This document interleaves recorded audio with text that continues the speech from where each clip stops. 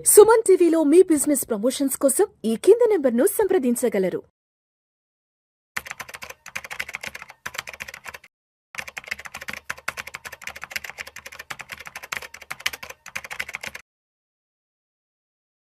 గిరిబాబు గారు నమస్తే సార్. నమస్తే అండి. Welcome to Suman TV and welcome to Vishnu talks. Thank you. ఇవాళ మార్నింగ్ ఒక ఆర్టికల్ ఒకటి షేర్ చేశారు. ఎవరు ఒక సుజిత్ వర్గీస్ అని ఒక ఇండియన్ గూగుల్లో పనిచేసే ఒక సీనియర్ ఎగ్జిక్యూటివ్ తన 20 ఏళ్ల కెరీర్లో తను తెలుసుకున్న పాఠాల గురించి, గుణపాఠాల గురించి, తన ఎక్స్పీరియన్సెస్ గురించి ఏదో ఒక ఆర్టికల్ ఏదో పోస్ట్ చేశారంటూ కూడా పంపించారు కదా. ఏంటి అసలు ఆయన ఎటువంటి విషయాల గురించి షేర్ చేసుకున్నారు, వాటిని మన జీవితానికి ఎలా అన్వయించుకోవాలి? సో నార్మల్గా ఈ కంపెనీస్లో వర్క్ చేసే ప్రతి ఒక్క ఎంప్లాయీ వాళ్ళ యొక్క కెరియర్ బాగుండాలి అంటే వాళ్ళు ఏ విధమైన అండర్స్టాండింగ్ తోటి, ఏ విధమైన థాట్ ప్రాసెస్తో ముందుకెళ్ళొచ్చో తన అనుభవాన్ని రంగరించి ఒక 5-6 పాయింట్స్ చెప్పాడు. అది చెప్తాను మీకు. అందులో అన్నిటికీ ఇంపార్టెంట్ ఏంటంటే కీప్ లెర్నింగ్. ఎప్పుడు నేర్చుకుంటూ ఉండాలి. నిరంతర విద్యార్థి, నిత్య విద్యార్థి, నిరంతర విద్యార్థి. ఇప్పుడు మనం చాలామంది మంచి ఐకానిక్ స్టార్స్ చూస్తుంటాం. వాళ్ళ కెరియర్లో వాళ్ళు ప్రతి ఒక్కరు చెప్పేది ఏంటంటే నేను ఎప్పుడు నేర్చుకుంటూ ఉంటుంటాను. ఎందుకంటే ఎప్పుడు కూడా పర్మనెంట్ ఏంటి అంటే చేంజ్ ఈజ్ ఆల్వేస్ పర్మనెంట్. అంటే మార్పు చెందుతూ ఉంటుంది. ఈ మార్పులకు అనుగుణంగా మనం కనుక మారకపోతే మనల్ని మార్చేస్తారు.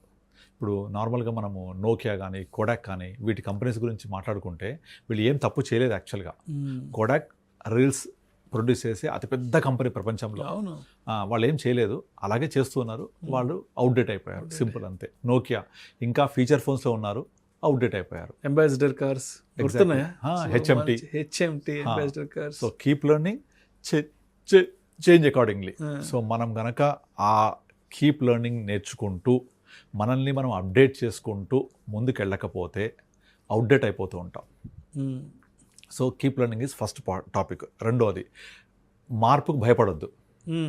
ఇప్పుడు చాలామంది ఏఐ వస్తుంది, ఏఐ వస్తే జాబ్స్ పోతాయి, ఏఐ వచ్చి మొత్తం డిస్ట్రప్ట్ అయిపోతుంది అని చెప్తూ ఉంటారు. మీకు గుర్తుందా 1999-2000 ఆ టైంలో ఇండియాలో మొదటిసారిగా కంప్యూటర్స్ ఇంట్రడ్యూస్ చేసేటప్పుడు ఇక కంప్యూటర్స్ వచ్చేస్తే ఇండియాలో ఉద్యోగాలు ఉండవు, ఇంకా అన్ని కంప్యూటరైజ్ చేసేస్తారు, పడిపోతారు అని చాలా వరకు పొలిటికల్ పార్టీస్, కమ్యూనిస్ట్ పార్టీస్, తర్వాత మనం గ్యాట్ అని ఒక ఒప్పందం ఉండేది, ఆ గ్యాట్ గార్ అని ఇంకో ఒప్పందం ఉండేది. ఇవన్నిట్లో మనం ఇండియా డోర్స్ బయటకు ఓపెన్ చేస్తోంది.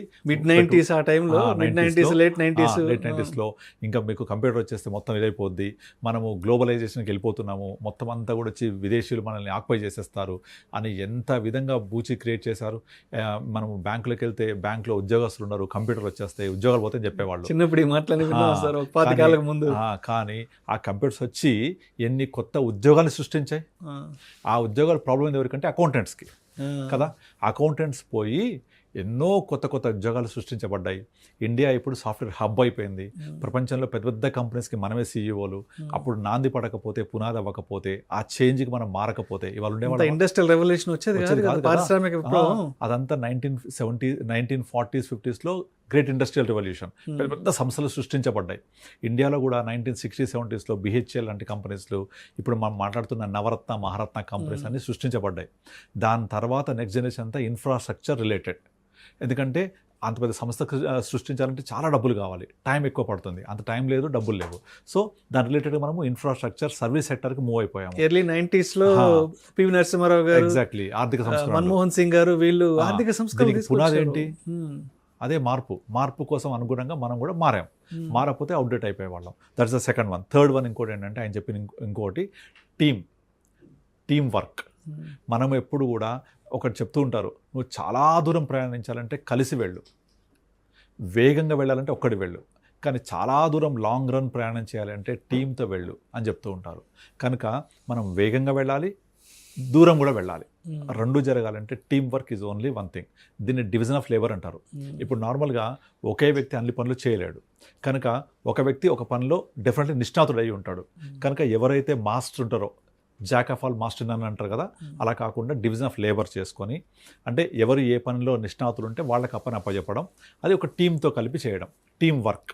ఇప్పుడు మీకు ఫుట్బాల్ కానీ లేదంటే క్రికెట్ కానీ ఇవి టీం వర్క్తో, టీమ్ గేమ్స్ ఇవన్నీ కూడా ఒక టీం అంతా కలిసికట్టుగా వర్క్ చేస్తేనే ఆ మ్యాచ్ గెలుస్తాం. ఒక్కరితో చేసేది కాదు ఇది. కనుక ఆ టీం వర్క్ అనేది ఇక్కడ కూడా మనకు క్లియర్ కట్ కనిపిస్తుంది. ఆయన మెయిన్గా దాన్నే స్ట్రెస్ చేశాడు. సో టీం వర్క్ చేయండి, టీం వర్క్ చేస్తే ఆటోమేటిక్గా రిజల్ట్స్ అనేవి చాలా బెటర్గా ఉంటాయి. సో ఆ బెటర్ రిజల్ట్స్ రావాలంటే team work is mandatory. Okay, తర్వాత మీకు నెక్స్ట్ ఇంపార్టెంట్ థింగ్ ఏంటంటే మనము రిలేషన్షిప్ మెయింటైన్ చేయాలి. రిలేషన్షిప్స్ అంటే మనం నార్మల్గా ఒక తోటి ఎంప్లాయీస్తో కలిసి వర్క్ చేసేటప్పుడు ఆ ఇంటర్పర్సనల్ రిలేషన్షిప్స్ చాలా చాలా ఇంపాక్ట్ చూపిస్తాయి. ఇంటర్పర్సనల్ రిలేషన్షిప్స్ బాగలేకపోతే అవుట్పుట్ కూడా బాగా రాదు. కనుక టీం వర్క్ చేస్తూ అందరితో మమేకం అవుతూ వాళ్ళతో బెటర్గా ట్రావెల్ చేస్తూ ఉండాలి. అలా టీం వర్క్తో పాటుగా రిలేషన్షిప్ మెయింటైన్ చేయకపోతే ఎట్టి పరిస్థితుల్లో మనం ముందుకెళ్ళలేం. అండ్ ఇంకొకటి ఇంపార్టెంట్ పాయింట్ అని చెప్పింది ఏంటంటే నార్మల్గా ప్రాబ్లమ్స్ వచ్చినప్పుడు ఎట్టి పరిస్థితుల్లో మనము పారిపోవద్దు. Fight with the problem, not flight. So comfort zone గురించి మాట్లాడుతుంటాం కదా, నార్మల్గా ఒక చిన్న స్టోరీ ఉంటుంది. ఒక ఎలుకకి ఒక జాడీలో పడిపోద్ది. అది పడిపోతే దాంట్లో ఫుడ్ చాలా ఉంటుంది. ఆ ఫుడ్ యాక్చువల్గా ఫుడ్ కొంచెం తిని పక్కకి వెళ్ళిపోతే ఈజీగా దానికి స్పేస్ దొరికేది. అంటే పైన ఫుడ్ ఉంటుంది. కానీ ఏం చేసింది, అది ఫుడ్ ఉంది కదా అని తినుకుంటా అక్కడే కూర్చుంది ఆ జాడీలో. ఆ ఫుడ్ అయిపోయినా కొద్దీ కిందికి పడిపోతా ఉంది అది. సో జాడీలో కిందికి వెళ్ళిపోయిన తర్వాత పైకి వెళ్ళడానికి ఎక్కలేదు కదా, దాంతో అక్కడ చనిపోతుంది. అలా కాకుండా ఫుడ్ కోసం కష్టపడి ప్రయత్నం చేస్తూ ఉంటే బ్రతికేది కూడా. సో అలాగే మనం కూడా తేరగా వచ్చింది, ఈజీగా అయిపోయే పనుల కోసం ఉంటే ఫ్యూచర్లో వచ్చే స్ట్రగుల్స్ని ఎదుర్కోలేము మనం. అందుకే నేను చాలామంది చెప్తుంటాను, ఇప్పుడు మనము పిల్లలకి వాళ్ళు కనుక లైఫ్లో ఈ స్ట్రగుల్స్ గురించి ఇవి చెప్పేటప్పుడు వాళ్ళ కష్టాలని కూడా మనము ఎంకరేజ్ చేస్తూ ప్రతిదీ ఇంత సాఫీగా జరగదు అని ఒక ఎగ్జాంపుల్ చెప్తాను. ఇప్పుడు మీకు ఒక సింహము జూలో ఉందనుకోండి, దానికి టైంకి ఫుడ్ వస్తుంది. మార్నింగ్ 8 o'clock లంచ్, డిన్నరు, గంట కొట్టి ఫుడ్ ఇచ్చేస్తారు. అలా రోజు టైంకి తినడం అలవాటైన సింహం లేదా పులి ఒకసారి కనుక అడవిలో వదిలేస్తే నార్మల్ కుక్కర్ కూడా చంపేస్తుంది దాని అంతటా అది వేటాడుకొని తినలేదు. ఆ నేచర్ మర్చిపోయింది కదా, మర్చిపోయింది. సింహము లేదా పులి తన వేట అనే నేచర్ని మర్చిపోయింది. ఎప్పుడు కూడా సింహం కాంప్రమైజ్ కాదు, పులి కాంప్రమైజ్ కాదు. అది వేటాడి తింటుంది, కానీ దాని నేచర్ మర్చిపోయింది. ఎందుకంటే కొన్ని సంవత్సరాల పాటు జూలో ఉండడం వల్ల. అలాగే ఒక ఏనుగు, మీరు ఏనుగుని ఒక ట్రాలీలోకి ఎక్కించేటప్పుడు వెనక మామటివాడు జస్ట్ దాని వెనక చేయబెడతాడు అంతే. తోక పక్కన చేయబెట్టి ఇట్లా అంటూ ఉంటాడు. అది ఆటో ఎక్కేస్తుంది. ఏమనుకుంటుంది, నన్ను వెనక తోస్తున్నారు, ఎక్కుతున్నా నేనని ఫీల్ అవుతూ ఉంటుంది అనమాట. అనుకుని అది చేయకూడుతుంటే ఎక్కేస్తుంది. నిజంగా మనం ఏనుగుని ఎక్కించగలమా దాని బరువుకి? ఏం చేయలేదు. దాన్ని సైకలాజికల్గా ప్రిపేర్ చేస్తున్నాం, మెంటల్గా ప్రిపేర్ కొడుతుంటే అది ఎక్కేస్తూ ఉంటుంది. అంటే ఒక తోస్తున్న ఫీలింగ్. అలాగే ఏనుగు చిన్నగా ఉన్నప్పుడు దాన్ని కట్టేసి పెట్టేస్తారు. అది ప్రయత్నం చేసి ఇక నా వల్ల కాదు, నేను దాన్ని కట్టలు తెంపుకోలేనని వదిలేస్తుంది. ఇక లైఫ్ లాంగ్ ఒక చిన్న తాడుతో కట్టేసిన అది అట్లే ఉండిపోతుంది. ఎందుకంటే అది అలవాటైపోయింది, కంఫర్ట్ జోన్ అగైన్. సో కనుక దీన్ని బయటకు రావాలి కనుక, నేను కష్టాన్ని ఎదుర్కోవాలి అని ఫీల్ అయ్యి కనుక మనం ప్రాపర్గా కనుక ఆ కష్టాన్ని ఎదుర్కొంటూ ముందుకెళ్తే డెఫినెట్లీ మనం లైఫ్ చాలా బెటర్గా ఉంటుంది, చాలా బ్యూటిఫుల్గా ఉంటుంది. ఆయన చెప్పిన ఇంకొక లాస్ట్ పాయింట్ ఏంటంటే బీ లాయల్. అంటే మనం మన యొక్క సంస్థకి, మన యొక్క ఫ్రెండ్స్కి, మనం చేసే టీంకి ఎప్పుడు లాయల్గా ఉండాలి. లాయల్టీ కనుక లేకపోతే, ఇంటిగ్రిటీ లేకపోతే మీరు ఎంత ఎత్తుకెదిగినా కూడా అది మనల్ని ఎవరు హర్షించరు. కనుక లాయల్టీతో ఉండాలి, ఇంటిగ్రిటీతో ఉండాలి, మనం కష్టాలను ఎదుర్కొని రెడీగా ఉండాలి. సో ఏదైనా సమస్య వచ్చినప్పుడు don't fight with the problem, దాని నుంచి అవకాశాలుగా మార్చుకుంటూ ఉండాలి. ఇవన్నీ చాలా మంచి బ్యూటిఫుల్ పాయింట్స్ ఇప్పుడున్న యువతకి కానీ, లేదంటే ఇప్పుడున్న ఎంప్లాయీస్కి కానీ వాళ్ళు ఫ్యూచర్ ఎలా ఉండాలి, ఎంత బెటర్గా వాళ్ళ లైఫ్ని డిజైన్ చేసుకోవాలి, అలా చేసుకుంటూ ఉంటే ఒకసారి ఊహించండి ఎంత బెటర్ లైఫ్ ఉంటుందో. అంతేగాని నేను ఇంతే, నేను ఇలాగే ఉంటా, నన్ను అంతా ఇలాగే చేస్తారు, నేను అంతా వేస్ట్ ఫెలో అనుకుని మనం ఇలా ఉంటే మనల్ని ఇంకోటి వాడుకుంటూ ఉంటారు. మనల్ని మనం వాడుకోకపోతే మనల్ని ఇంకోటి వాడుకుంటూ ఉంటారు. ఎగ్జాక్ట్లీ.